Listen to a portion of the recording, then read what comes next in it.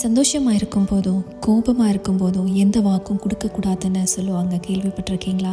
சந்தோஷமாக இருந்தாலும் கோபமாக இருந்தாலும் சாதாரணமாக கூட இருந்தாலும் ஒரு ப்ராமிஸ் பண்ணுறீங்க அப்படின்னா அதை ஒரு தடவைக்கு 2 தடவை நல்லா யோசித்து அதுக்கப்புறம் கொடுங்க.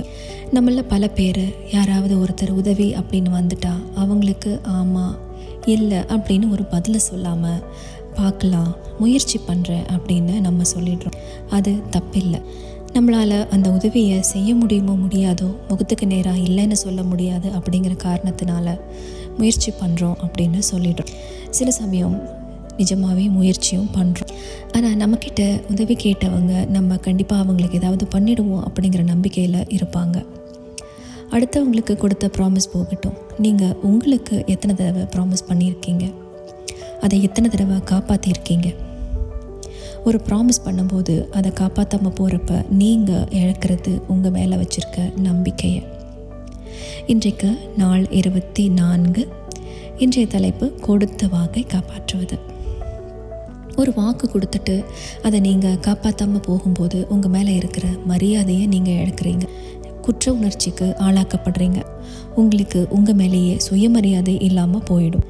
இது ஒரு முறைக்கு மேலே நீங்கள் பண்ணுறப்ப உங்களை சுற்றி இருக்கிறவங்க எல்லாருமே உங்கள் மேலே இருக்கிற நம்பகத்தன்மையை இழந்து உங்களை விட்டு விலகி போக ஆரம்பிச்சிடுவாங்க.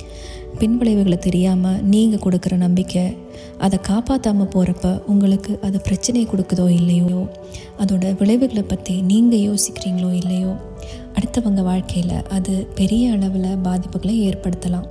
ஒருவேளை நாளைக்கு நீங்கள் அதே போல் ஒரு சூழ்நிலையில் இருக்கும்போது உங்களுக்கு கண்டிப்பாக யாரும் உதவிக்கு வரமாட்டாங்க. அதை விட உங்களை யாரும் நம்ப கூட மாட்டாங்க.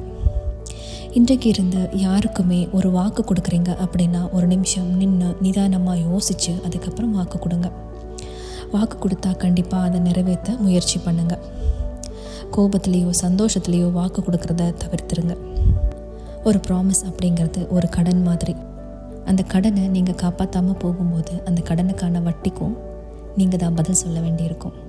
நாளைக்கு வேறொரு வீடியோவில் உங்களை சந்திக்கிறேன். நன்றி.